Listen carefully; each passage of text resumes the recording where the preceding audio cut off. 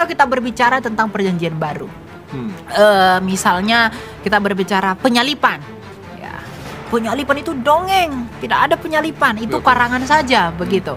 Tapi ada nggak sih catatan di luar Alkitab ini, di luar Kristen, yang mencatat tentang penyalipan Yesus? Banyak sekali. Misalnya Josephus Flavius, Flavius Josephus di abad pertama, sejarawan Yahudi, Tacitus dari Roma.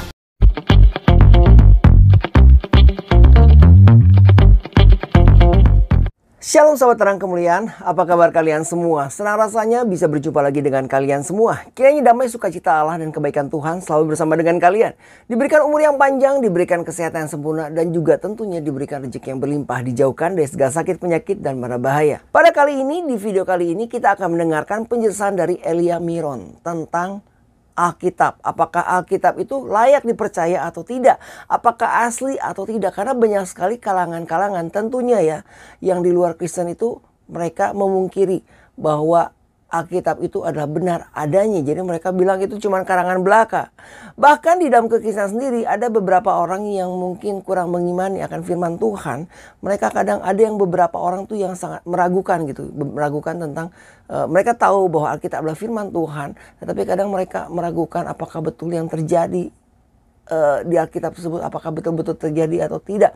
Sehingga karena kurangnya iman mereka terhadap apa yang mereka imani, terhadap firman Tuhan dan juga kekristenan itu sendiri di dalam Kristus, tentunya banyak sekali yang pergi dan hijrah istilahnya, hijrah ke tempat yang lain. Nah, di sini kita akan mendengarkan penjelasan langsung dari Elia Miron. Apakah Alkitab ini layak untuk dipercaya atau tidak, dan apakah ini sejarah yang ada itu asli atau enggak. Nah, tanpa berpanjang-panjang kita akan mendengarkan apa sih yang akan dijelaskan oleh Elia Miron.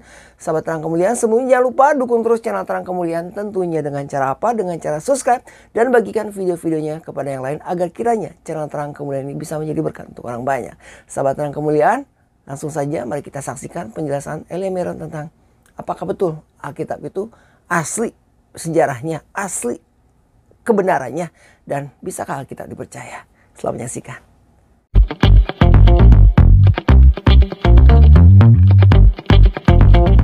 Kenapa memiliki keyakinan yang teguh sama Alkitab? Dia mengubahkan. Oke. Tadi Pastor baca 2 Timotius 3 ayat 16 kan, bahwa bermanfaat untuk mengajar, menyatakan kesalahan. Ya, kenapa percaya Alkitab? Di satu sisi dia itu mengubah hidup kita, hikmat, kemudian juga pembelajaran hidup dan teladan yang paling sempurna ada di dalam Yesus Kristus. Dan apa yang terdapat di dalam itu hari-hari ini digunakan menjadi patokan dan dasar ilmu pengetahuan. Dari mana saya tahu ini bahwa firman Allah? Karena firman Allah itu kan hidup. Tentu firmannya juga hidup. Ya, 1 Yohanes 1 ayat 1 dikatakan firman hidup yang kami lihat, yang kami raba, yang kami saksikan, itu yang kami beritakan kepada kamu. Nah, jadi kesaksian mengenai dia, firman yang hidup ini, itu dituliskan dan dibukukan. Itu yang kita pegang.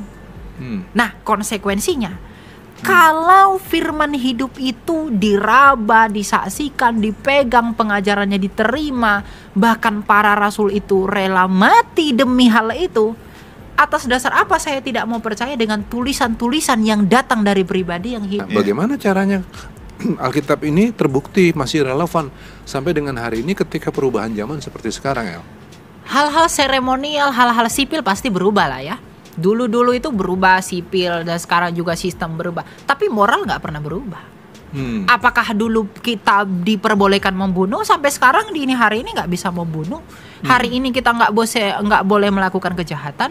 Hukum hukum surgawi Yesus, kasih Allahmu kasih sesamamu, saya pikir itu berlaku sampai akhir zaman. Jadi kalau dikatakan Alkitab tidak relevan, padahal apa yang tidak relevan? Yesus nggak pernah ajarin bunuh dan benci orang. Alkitab tidak pernah anjurkan kita untuk hakimilah dia dengan liar, atau marahi, atau bunuh orang tuamu, benci saudaramu. Itu nggak pernah. Jadi apa yang tidak berlaku? Mungkin budaya Alkitab itu dituliskan tidak berlaku, tapi kan moral itu. Jadi maksudnya budayanya sudah berubah ya? Budaya berubah, tapi moral tetap. Makanya dari hukum Taurat, hukum seremonialnya, hukum sipilnya, hukum moralnya kan moralnya masih tetap berlaku. Dan konsekuensinya pun masih tetap sama, keadaannya sama. Apa itu? Dosa. Emang dulu ada dosa, Yesus kan datang oleh karena dosa. Apakah sekarang tidak ada dosa? Malah makin banyak. Iya. Jadi kalau dikatakan Alkitab tidak relevan, padahal apa? Alkitab banyak mengubah hidup orang. Yang kamu jawab tadi, mungkin kalau dipadankannya pada budayanya, pada proses-proses formal dan lain-lain, ya mungkin memang sudah berubah. Berubah. Tapi yang tetap dan tidak berubah, itu pesan moralnya, ajaran moralnya. Betul. Kelayakan orang di hadapan Allah, itu kan yang dibicarain itu Pasti. tidak berubah. Tidak Itunya berubah. Ya. Dulu berdosa, sekarang semakin berdosa. Justru Alkitab semakin dibutuhkan. Karena Alkitab mengobati. Alkitab mengatakan kalau Alkitab mengatakan kita menganjurkanku untuk selalu berjaga-jaga, waspada, hormati ayahmu, ibumu. Sekarang ini banyak orang yang dengan pemikiran liberal, kenal sendiri, individualistis, nggak perlu bersosialisasi. Alkitab mencegah itu. Jadi Alkitab ini bukan hanya sekedar buku. 2 Timotius 3 ayat 16 itu betul. Dia mengajar, mendidik kita, menyatakan kesalahan kita. Sebagai apa? Manusia. Memperbaiki kelakuan. Iya. Mendidik orang dalam keluarga. Oke. Jadi tidak relevan dalam pengertian apa? Tidak mungkin tidak relevan. Dulu yang nulis ini manusia kok, bukan kucing. Hidup juga. Kita juga manusia. Apakah perkara hari ini berbeda yang kita hadapi dengan perkara yang dihadapi penulis Alkitab? Tidak. Atau juga masalahnya sama juga, perzinahan, apa segala macam, itu juga yang dihadapi. Alkitab sudah memberi contoh dan teladan bagaimana menyikapinya. Di hari-hari ini misalnya banyak penyimpangan hukum dan lain-lain. Yesus bagaimana menyikapi orang di luar dari bangsanya? Bagaimana dia berbicara tentang musuhnya? Bagaimana dia berbicara tentang orang-orang di luar dari dirinya? Itu semua Kristus ajarkan. Nah, tadi Elia kan bilang, yang nulis manusia juga. Nah, itulah yang menyebabkan ada orang yang meragukan Alkitab. Iya dong. Karena ini kan yang nulis juga orang. Iya. Memang pasti benar. Bisa aja orang itu juga salah gitu loh. Itu kan konsekuensi logis. Ya. Gimana untuk menjawab ini? Ya, kembali saja kepada pembuka awal. Kita itu pastor dan saya coba kita tulisan dalam kertas tertentu saat ini juga pasti berbeda-beda. Tapi coba Alkitab, dari tulisan-tulisan Rasul itu berbeda tahun, tapi konsisten nggak isinya, bunyinya? Konsisten. Apakah saya ragu dengan inspirasi ilahi di dalam? Tidak mungkin. Kesalahan manusiawi pasti ada, tapi itu tidak merubah dogma. Itu tidak merubah esensi. Nilai moral itu tidak berubah. Ya, pemenggalan kata dan lain sebagainya pasti ada. Itu manusiawi. Justru kalau itu tidak ada, tidak mungkin itu diragukan. Hari-hari ini pasti diragukan. Tapi esensi pengajaran itu, esensi inti yang disampaikan itu tidak berubah. Kenapa justru Allah nggak pakai kuasanya itu untuk kirim bukunya aja langsung gitu? Jadi otoritasnya kan langsung jelas gitu loh. Firman itu hidup, bukan mati. Coba kita baca 1 Yohanes 1 ayat 1. Apa dikatakan di sana? Ayo ya, kita lihat. Pertanyaan spontan gitu. Apa yang telah ada sejak semula, yang telah kami dengar, yang telah kami lihat dengan mata kami, yang telah kami saksikan, dan yang telah kami raba dengan tangan kami tentang firman hidup, itulah yang kami tuliskan kepadamu. Jadi apa yang kami raba, apa yang kami saksikan, apa yang kami lihat, itu yang kami tuliskan kepada kamu. Kalau dia tidak hidup, mungkinkah para rasul itu rela mati martir demi sesuatu yang tidak hidup? Mungkin gak itu? Kalau para rasul tidak lihat Yesus mengajar, dia mati, dia bangkit dengan matanya sendiri. Kesaksian bagaimana Kristus itu konsisten.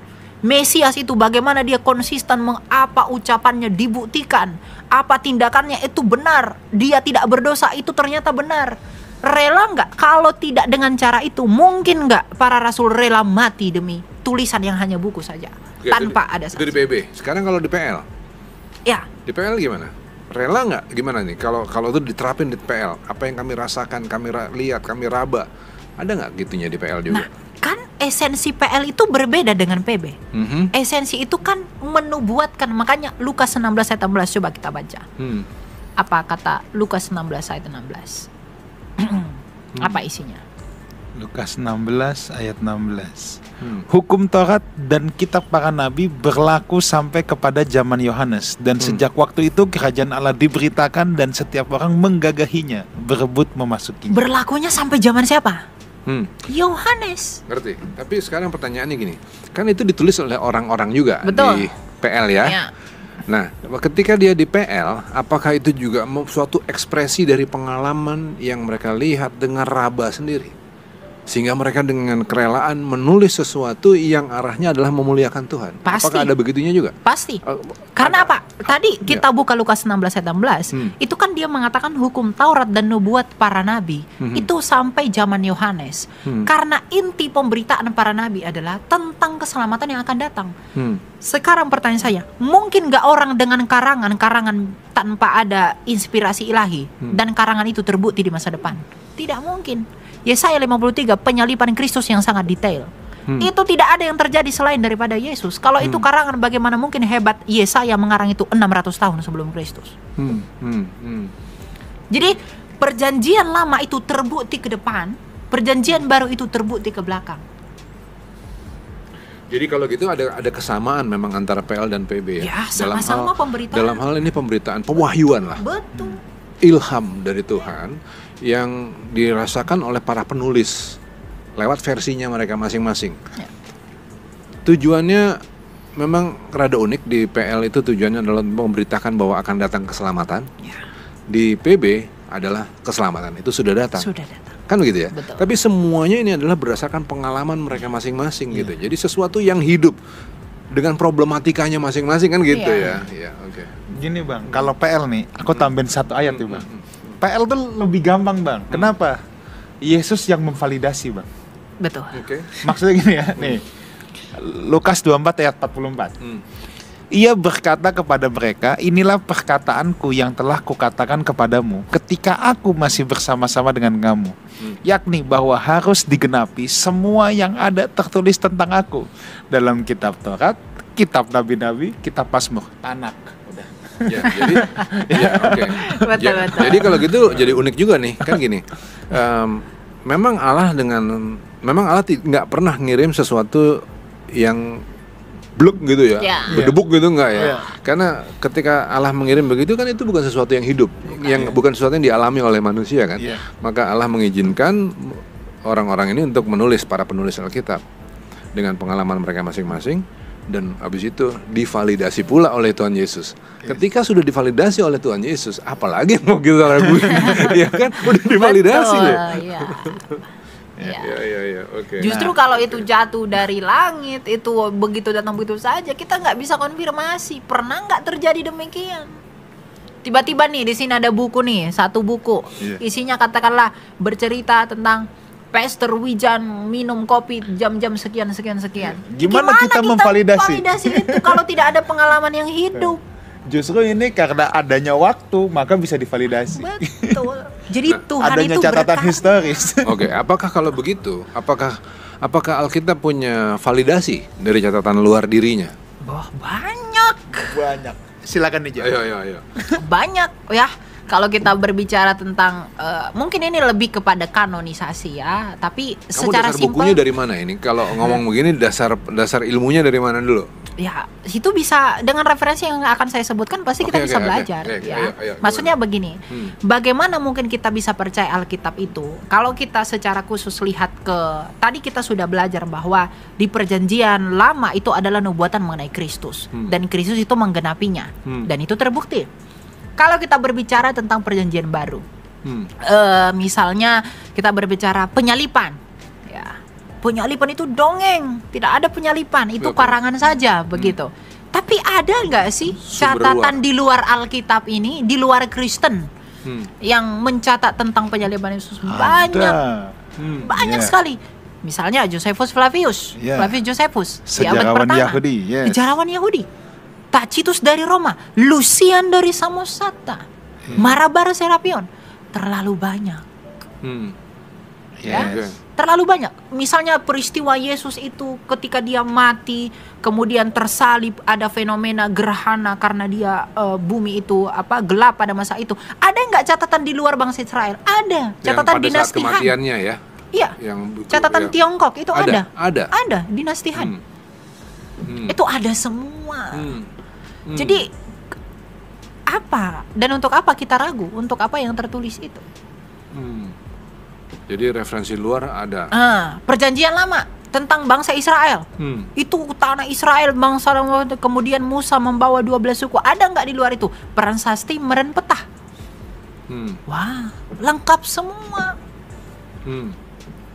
Bukan dongeng. Kamu baca di mana? Semua ilmu yang kamu dapat. Kita baca, belajar. Teman-teman boleh cek apa yang saya sebutkan. Bahwa ini berotoritas, bertanggung jawab. Mengenai Trinitas misalnya, Trinitas itu buatan orang Kristen. Iya. Itu enggak betul. Itu buatan orang Kristen aja, mencocok-cocokkan saja. Sebelum Alkitab kita dikanonkan, sebelum Alkitab menjadi buku, Bapak Gereja, Apostolic Fathers sudah ada. Theophilus dari Antioquia, itu sudah mengatakan apa? Triados. Ya, itu sudah memperkenalkan. Agustinus dari Hippo mengatakan bahwa Bapak Gereja, Trinitas itu sudah ada di Kejadian 1 ayat 1 sampai 3. Jadi artinya apa, teman-teman? Alkitab ini adalah tulisan-tulisan yang dimuat untuk membuktikan peristiwa yang dirasakan 1 Yohanes 1 ayat 1 tadi. Jadi bukan karangan-karangan orang, tapi dia sudah dirasakan, diraba, dilihat, kemudian dipelajari dengan sadar, kemudian dituliskan. Makanya bertemu mereka, semuanya bertemu. Coba kalau kita gabung dari perjanjian lama sampai perjanjian baru, semua itu kurang lebih 3.000 tahun. Tapi bisa sejajar nggak pesannya itu? Dari mulai perjanjian lama, dari Kejadian sampai Wahyu, poinnya itu hanya satu: keselamatan dari Mesias. Ketika manusia jatuh ke dalam dosa, dalam Tauratnya Musa, perempuan ini akan meremukkan kepalamu. Itu nggak yang dijanjikan oleh Yesaya? Itu nggak yang dijanjikan oleh Mika? Itu hamba Tuhan yang menderita oleh Yesaya. Itu nggak yang dijanjikan oleh Daud yang berkata engkau imam dari jalur Melkisedek? Itu nggak yang dijanjikan? Digenapi nggak dalam Kristus? Dikutip nggak di perjanjian baru? Dikutip. Jadi ada dasar. Kalau itu dongeng nggak mungkin begitu. Sehebat apa orang selama 3.000 tahun bisa mengarang dengan persepsi yang sama? Tidak mungkin. Bagaimana dengan tuduhan-tuduhan bahwa Alkitab yang kita pegang sekarang sudah dipalsukan? Wah, dipalsukan. Apanya dulu yang dipalsukan? Saya juga sering menghadapi pertanyaan itu ya, tapi dipalsukannya apa? Mana yang dipalsukan? Tunjukkan dulu gitu loh. Apa sih yang dipalsukan?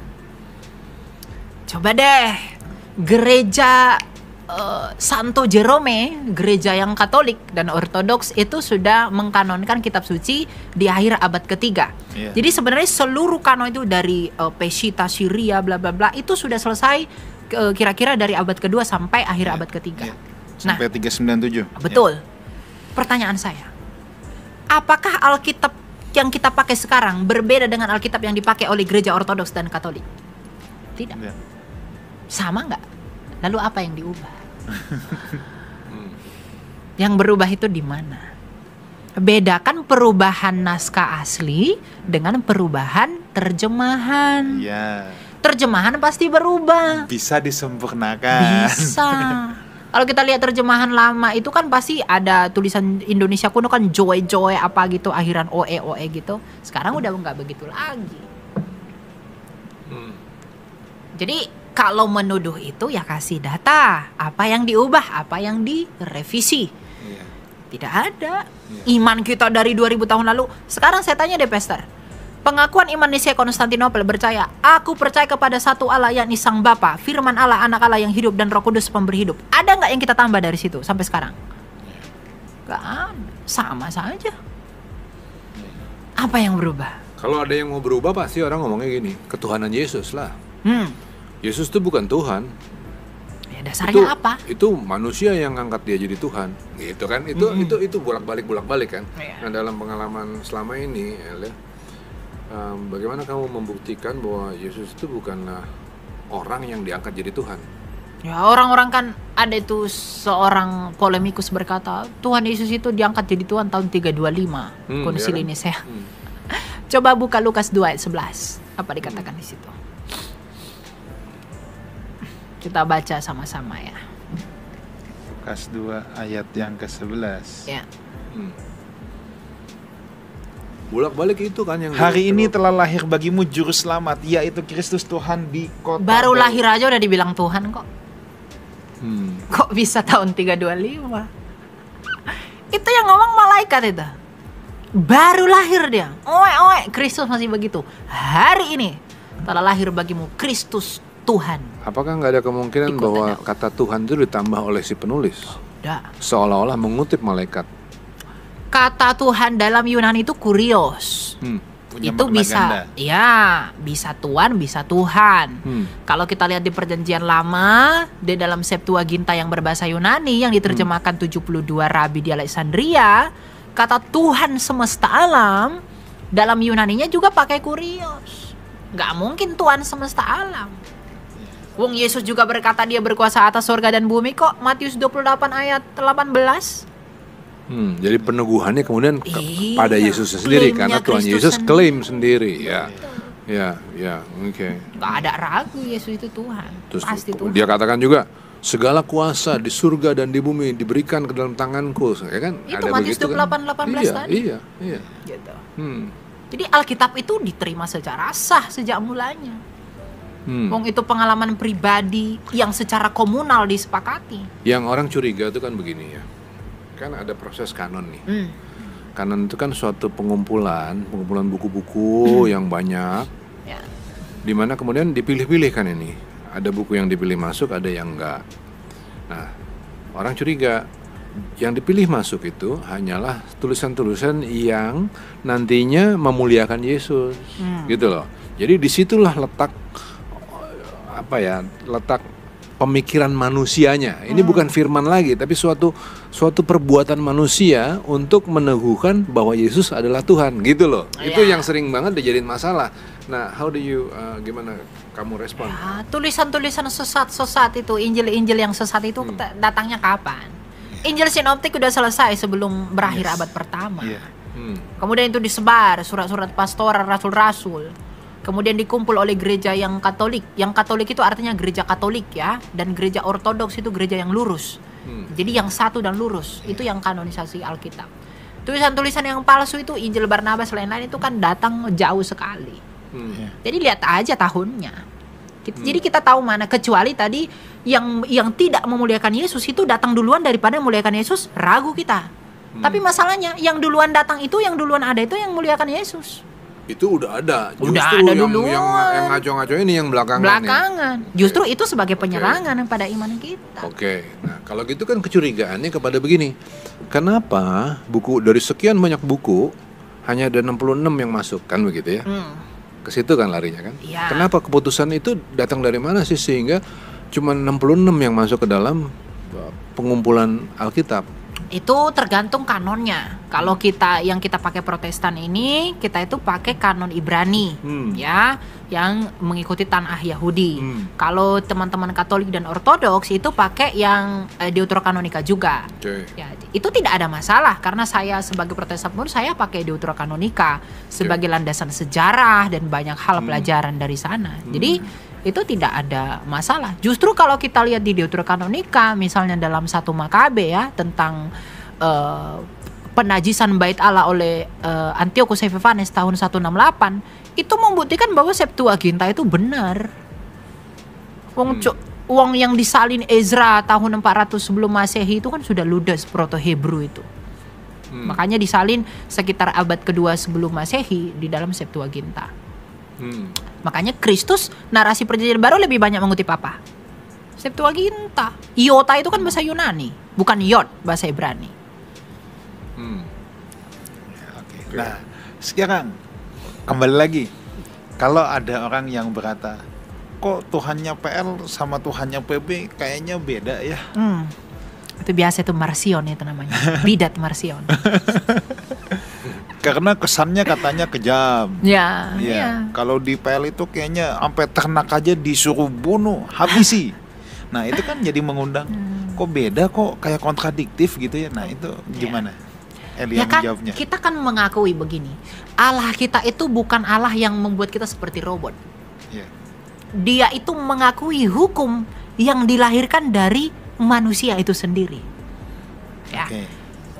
Ada suatu bidat Kristen namanya Marsion itu tadi. Dia mengatakan Tuhan Perjanjian Lama itu bukan Tuhan Perjanjian Baru. Jadi mereka bisa mengatakan Yahweh itu adalah setan. Nah, mereka bilang begitu. Perjanjian Baru itu Tuhan yang baik, Yesus penuh kasih gitu. Tapi itu kan tidak demikian. Ya. Tapi kenapa sih Tuhan Perjanjian Lama itu seakan-akan terlihat kejam? Kalau kita lihat bayi disuruh dibunuh, tumpaslah semua apa segala macam. Tuhan kita itu menyesuaikan kepada hukum yang manusia adopsi pada masa itu. Maksudnya gimana? Nah, maksudnya begini. Kalau kita lihat itu kepada zamannya Nuh, ya, kan Nuh itu zaman Nuh Taurat belum ada. Tapi Nuh ini dipilih Tuhan karena dia orang yang taat, yang mau percaya sama Tuhan. Kemudian itu yang membuat dia itu menjadi terpilih di dalam bahtera. Nah, mungkin kita berpikir, kenapa ya seluruh dunia itu dimusnahkan Tuhan?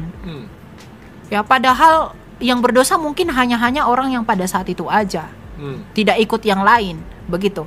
Ya, tapi kan kalau kita melihat sebelum kejadian itu, kita sudah melihat di kisahnya perkawinan anak-anak manusia dan anak-anak Allah yang menghasilkan Nephilim. Nephilim itu kan orang-orang yang jatuh dalam dosa. Artinya semua orang telah berdosa dan rusak moralnya. Perkawinan campur itu tadi. Kemudian dalam perang merebut tanah Kanaan dan lain-lain. Ya karena memang perang pada masa itu adalah cara orang dalam merebut wilayah kekuasaan. Kalau lawan bangsa Israel mengandalkan dewa-dewa mereka, apakah Israel tidak boleh mengandalkan kekuatan Allahnya yang hidup? Jadi bukan masalah kekejaman Tuhan, tapi tentang bagaimana Tuhan beradaptasi dengan hukum yang manusia buat sendiri. Tapi kenapa harus bunuh ternak, bunuh anak-anak, bayi dan lain-lain? Ya, itu untuk kebaikan mereka. Kenapa kebaikannya gimana? Nah, mati anak-anak, misalnya bayi. Orang-orang fasik, ya, keturunan orang-orang fasik itu bayinya kamu bunuh semua. Kalau memang tidak demikian, ya, kalau memang Tuhan tidak membunuh itu, bukankah orang fasik akan selalu ada? Tapi kalau dia bunuh semua sampai keturunannya, bukankah itu akan menghilangkan semua orang fasik? Memang bayi tidak bersalah, tidak tahu apa-apa. Tapi kan itu hukum Tuhan, keadilan Tuhan. Bagaimana Tuhan itu memandang dengan tadi kacamata yang berlaku pada saat itu. Tumpas semua. Untuk mencegah tumbuhnya bangsa yang rusak, itu kan larinya ke sana kan. Motivasi Tuhan kan. Motivasinya ke sana. Coba kita buka Yesaya 53 mulai dari ayat 2. Coba kita lihat itu siapa. Sebagai taruk ia tumbuh di hadapan Tuhan dan sebagai tunas dari tanah kering. Ia tidak tampan dan semaraknya pun tidak ada sehingga kita memandang dia. Dan rupa pun tidak sehingga kita menginginkannya. Iya. Dia kata menggunakan iya di sana. Ia itu bukan komunal, bukan bangsa tertentu, bukan orang-orang banyak. Sehingga hamba Tuhan yang menderita itu di sana merujuk kepada orang banyak dalam sejarah. Itu tidak mungkin. Lagi pula ini nubuatan yang mau akan maju. Ya. Lagi pula kalau kita melihat perdebatan mereka, Bapak Isra Soru dan tim itu sudah menunjukkan dari Targum Targum Jonathan misalnya ya. Itu bahwa yang dimaksud situ adalah Mesias. Mesias itu bukan banyak. Mesias yang dinantikan kaum rabinik adalah dia yang seperti Daud, yang membawa Israel menjadi bangsa besar. Bukan orang yang bawa, bukan bangsa yang bawa Israel. Jadi kalau kita berpikir secara linear pun, di dalam pemahaman Mesias orang Yahudi, itu tidak mungkin orang banyak. Itu nggak mungkin, ya. Lalu coba kita baca di ayat 8. Sesudah penahanan dan penghukuman ia terambil, dan tentang nasibnya siapakah yang memikirkannya? Sungguh ia terputus dari negeri orang-orang hidup, Dan karena pemberontakan umatku ia kena tulah. Ia terputus dari negeri orang hidup. Adakah orang suatu bangsa tertentu demi Israel mati semua, tak tersisa? Kalau itu ditasvirkan secara komunal atau banyak, tidak ada. Adakah orang yang mati mengalami seperti itu? Itu tidak ada. Kita mengira dia kena tulah. Adakah orang-orang banyak tertentu atau kumpulan orang tertentu dalam sejarah Israel yang mati, kemudian orang Israel menganggap mereka kena tulah demi kita, demi Mesias itu? Enggak ada. Demi orang Israel, Mesias yang seperti itu enggak ada. Jadi adalah ngawur. Kalau ini dikatakan orang banyak, ya pasti satu, dan itu hanya Kristus. Begitu kira-kira. Disinilah contohnya nih ya, Alkitab itu tidak terbantahkan dan tidak salah. Wah, tidaklah. Ya kan, ini salah satu buktinya nih kan ya. Oke, lanjut. Coba ayat 12-nya, ini paling jitu ini. Ayat 12. Sebab itu aku akan membagikan kepadanya orang-orang besar sebagai rampasan, dan dia akan memperoleh orang-orang kuat sebagai jarahan, yaitu sebagai ganti karena ia telah menyerahkan nyawanya ke dalam maut, dan karena ia terhitung di antara pemberontak-pemberontak, sekalipun ia menanggung dosa banyak orang dan berdoa untuk pemberontak-pemberontak. Siapa yang mengampuni pemberontak? Kristus. Siapa yang disalibkan di antara pemberontak? Kristus. Dia dihitung sebagai pemberontak. Lagi pula dia dikatakan di sini, ia yang telah menyerahkan nyawanya ke dalam maut. Siapa dalam sejarah Yahudi yang dianggap sebagai Mesias? Orang banyak atau siapapun kecuali Yesus yang menyerahkan nyawanya untuk menjadi penyelamat bagi bangsa Israel atau dunia ini. Coba Yohanes 10 ayat 17. Apa kata Yesus di situ? Yohanes 10 ayat 17. Bapa mengasihi aku oleh karena aku memberikan nyawaku untuk menerimanya kembali. Dia yang memberi nyawa demi domba-dombanya. Ya, siapa domba-dombanya? Di dalam konteks yang sama Yesus berkata, ada juga domba-dombaku yang lain. Domba-domba yang lain itu ya kita di luar Israel. Tapi kan fokusnya Israel dulu. Jadi dia itu datang menyerahkan nyawanya itu kepada siapa? Israel dan dunia, domba-dombanya. Jadi nggak mungkin itu orang banyak. Itu hanya Kristus saja. Di luar Kristus itu tidak ada. Begitu, ya? Ya, Trinitas itu kan bukan satu Allah yang berganti-ganti peran. Misalnya Pastor Wijan di gereja ini, Lifehouse Community adalah pendeta. Kemudian di rumah ayah, kemudian di kantor adalah seorang direktur. Kemudian hanya ada satu pribadi tapi 3 jabatan, bukan. Tritunggal itu berbicara tentang bagaimana Allah. Ya, coba kita baca di dalam Yohanes 1 ayat 14. Siapa yang menjadi manusia itu? Yohanes 1 ayat 14. Sorry, ini Yohanes 14 saya buka. Yohanes 1 ya, ayat 14. Firman itu telah menjadi manusia dan diam di antara kita, dan kita telah melihat kemuliaannya, yaitu kemuliaan yang diberikan kepadanya sebagai anak tunggal Bapa, penuh kasih karunia dan Firman yang menjadi manusia sebagai anak tunggal Bapa. Jadi Bapa bukan Bapa yang jadi manusia, tapi firman Allah yang menjadi manusia. Jadi ketika dipertanyakan, lalu ketika Yesus itu firman Allah menjadi manusia, lalu siapa yang atur sorga? Wah, kan ada Sang Bapa, Sang Sumber. Lagi pula Allah itu transenden. Yang mati itu dalam Filipi 2 adalah kemanusiaannya, bukan keilahiannya. Transenden Allah itu tidak dibatasi ruang dan waktu. Jadi kalau dikatakan apakah dengan Tritunggal itu kekristenan itu menjadi rancu karena ketika Yesus itu mati, lalu siapa yang atur sorga? Uang yang menjadi manusia bukan Sang Bapa kok. Yang menjadi manusia adalah firman Allah. Makanya dalam 1 Yohanes 1 dikatakan apa? Firman hidup di dalam daging. Inkarnasi itu inkarni. Karni itu karnivora, pemakan daging. Inkarni di dalam daging. Jadi firman itu di dalam daging. 1 Petrus 3 ayat 18, ia yang dibunuh dalam keadaannya sebagai manusia. Allah itu tidak bisa mati. Tidak bisa mati. Tapi kalau Tuhan mati itu. Tadi gimana? Tadi kan udah sempat disinggung sedikit, tapi tolong dielaborasi. Kan tadi 1 Petrus itu kan menjawab bahwa ia yang mati dalam keadaannya sebagai manusia. Misalnya begini deh. Tritunggal itu berbicara tentang Allah yang hidup.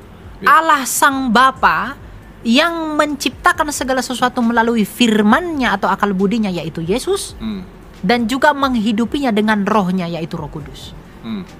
Sama seperti saya itu hidup. Saya punya tubuh, saya punya pikiran atau firman, dan saya punya roh. Saya hidup. Allah yang hidup pun begitu. Jadi Allah yang hidup itu Tritunggal itu berbicara tentang Allah yang hidup. Allah Sang Bapa yang Maha Kuasa, yang di dalamnya dirinya berdiam firman dan rohnya. Firman itulah yang menjadi manusia, yaitu Yesus, dan roh itu adalah Roh Kudus. Makanya dalam Yohanes 1 ayat 3 dikatakan, tak satu pun yang dijadikan tanpa dia. Tanpa siapa? Tanpa firman. Nggak ada yang dijadikan tanpa firman. Jadi kalau dikatakan kenapa Tuhan itu mati, simpelnya begini deh. Kalau orang lain itu mengimani bahwa firman Allah menjadi buku, disebut buku R. Ketika buku ini saya bakar, apakah firman Allah itu terbakar? Buku ini yang terbakar, kertasnya yang dari Mojokerto sana yang terbakar. Jadi ketika firman itu kan firman Allah di dalam buku. Ketika dibakar, yang terbakar kertasnya, firman Allah tidak bisa hilang. Dan ketika firman Allah di dalam daging inkarnasi, ketika dia mati, ya yang bisa dibunuh itu dagingnya, bukan firman. Makanya kita percaya Yesus itu sepenuhnya Allah, sepenuhnya manusia. Bukan 100% Allah, 100% manusia. Itu tidak tepat. Harus sepenuhnya Allah. Fully man and fully God. Sepenuhnya Allah, sepenuhnya manusia. Begitu. Ya, jadi tidak ada pertanyaan yang kalau mengatakan lalu siapa yang atur alam semesta, lalu suara siapa dari langit? Ya suara Bapa lah, dan Roh Kudus lah, gitu. Dan yang mati itu pertama pertanyaannya berkali-kali itu dari kecil tuh saya. Tidak ada Tuhan mati. Bahwa Alkitab itu otoritas dan orisinalitasnya tidak akan pernah bisa diragukan. Karena itu adalah pengalaman yang hidup, sesuatu yang pernah terjadi, bukan karangan-karangan orang. Jadi kalau kita mau meragukan orisinalitas Alkitab, kita tidak mungkin bisa ragu kepada para martir yang rela mati demi itu semua. Karena mereka semua yang mati itu yang menuliskan itu. Ya, jadi kesimpulan dari pertemuan kita pada hari ini adalah kita mengenal Kristus itu bukan hanya dalam sejarah, tapi juga di dalam kitab suci yang memang diilhamkan untuk mengajar dan mendidik kita. Alkitab itu benar dan juga dapat membawa kita kepada kehidupan. Jadi percaya dan berimanlah kepada kitab suci sebagai satu-satunya ya cara atau alat yang bisa kita gunakan untuk mengenal Allah yang benar. Karena di dalam Alkitab kebenaran itu dinyatakan. Sahabat yang kemudian, itulah tadi penjelasan dari Ellen Meron tentang Alkitab. Kiranya apa yang telah dijelaskan bisa memberikan kita hikmat marifat, memberikan kita pengetahuan lagi ya yang lebih, dan juga tentunya memberikan kita kekuatan di dalam iman kita ya, lebih mengimani lagi bahwa apa yang kita yakini selama ini itu adalah benar adanya. Tidak hanya merupakan buku suci dan juga merupakan firman Tuhan yang tentunya berjalan seiringan dengan sejarah yang betul-betul terjadi. Baiklah sahabat terang kemuliaan, sampai di sini video kita kali ini. Kita akan bertemu lagi di lain kesempatan. Dan jangan lupa dukung terus channel Terang Kemuliaan tentunya dengan cara apa? Dengan cara subscribe dan bagikan video-videonya kepada yang lain, agar kiranya channel Terang Kemuliaan ini bisa menjadi berkat untuk orang banyak. Kita akan bertemu lagi di lain kesempatan, dan saya berdoa untuk kalian semua. Kiranya kebaikan Tuhan bersama dengan kalian, diberikan umur panjang, diberikan kesehatan sempurna, dan juga tentunya diberikan rezeki yang berlimpah, dijauhkan dari segala sakit, penyakit, dan mara bahaya. Kita bertemu lagi di lain waktu. Tuhan Yesus memberkati. Beginilah firman Tuhan, penebusmu yang Maha Kudus, Allah Israel. Akulah Tuhan, Allahmu, yang mengajar engkau tentang apa yang memberi faedah, yang menuntun engkau di jalan yang harus kau tempuh.